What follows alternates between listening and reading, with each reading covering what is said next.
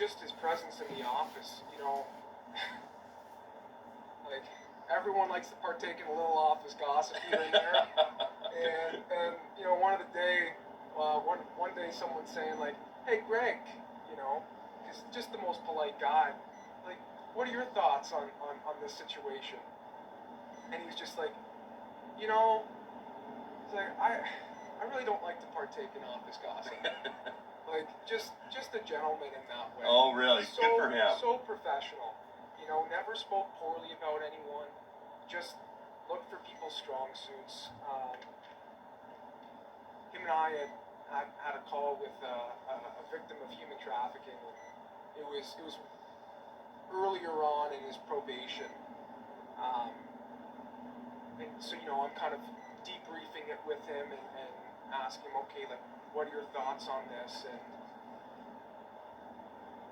just the most empathetic response towards that victim, you know, where he's like, gosh, he's like, I can't imagine how you can get into like that kind of lifestyle and the trauma that must come from that. Yeah. And he wanted to know how he could help those people. Like that was his biggest attribute, was he literally was, you know, a servant leader. Yeah. And that beautiful testament to the oath of a police officer in every way. Yeah, we're just going by the northbound service center here, King City. You know, officers all lined up here, and the members of the public lined up here on the off ramps. Some of the overpasses, I see red lights flashing off in the distance here as well. You know, again, just a beautiful tribute.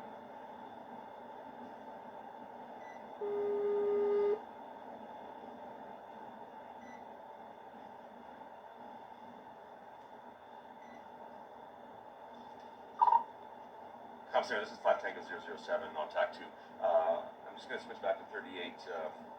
My phone has been ringing, but my phone is occupied, so I'm not sure if there's any messages that need to be relayed to me. If that's needed, Willem, can you advise?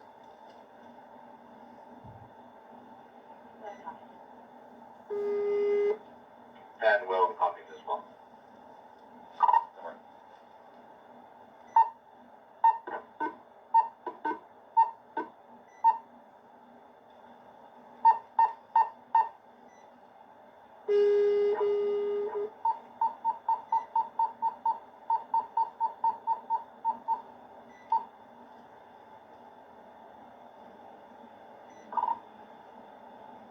Center 5 Tango 007 in the procession here. Norman on Taco 2, just jumping onto 38 right now. There have been a few phone calls from officers. If there's something that needs to be relayed to me, can they please either advise through Will Flink or myself on Taco 2.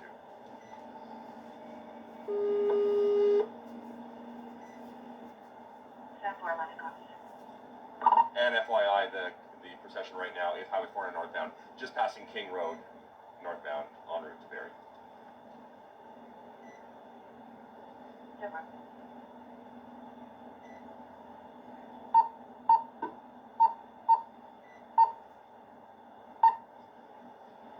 Sorry about that, just making sure we're all together here. Yeah. So again, as we come through to York region, more rolling hills. Maybe this is a little more familiar territory, countryside, like Haldimand. Yeah. A little bit.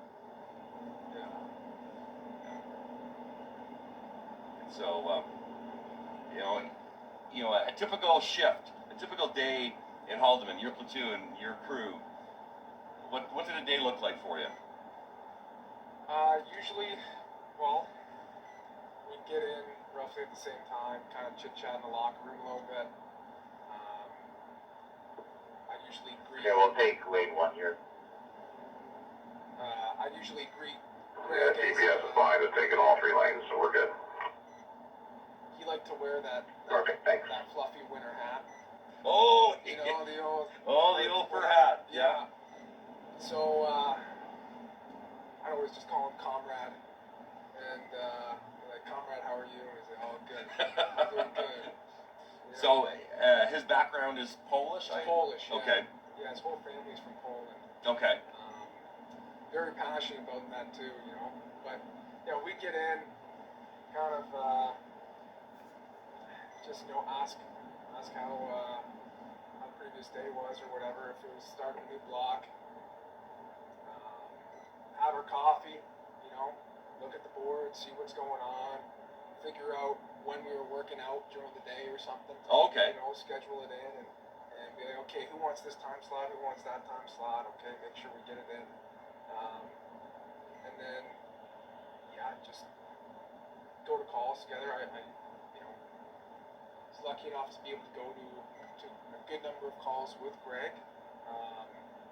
At the beginning, he doubled up with me for a while. Yeah. And then, you know, towards the end, and just trying to get his evaluation all situated.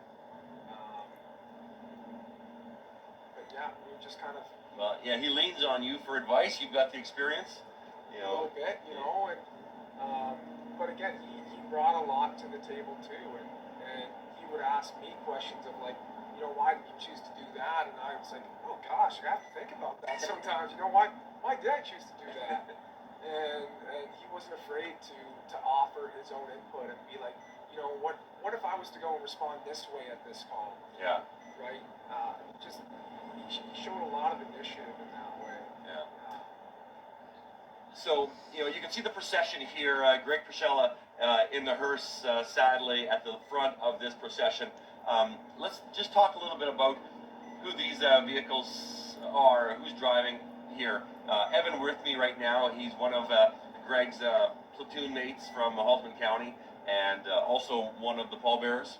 Yeah. And the other vehicles here as well. We have the rest of the pallbearer team, as well as his colleagues from his shift, right? Yeah, exactly.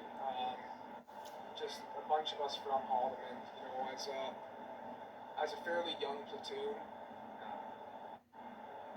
we were all fairly close together. You know, it's more just the age disparity. You know, there was 5 or 6 of us all within a year apart, and so naturally, Wow. Okay. naturally, you kind of form that bond because you're from the same generation. Yeah. You know, similar interests, all of that, and so yeah, everyone on our platoon at least is here because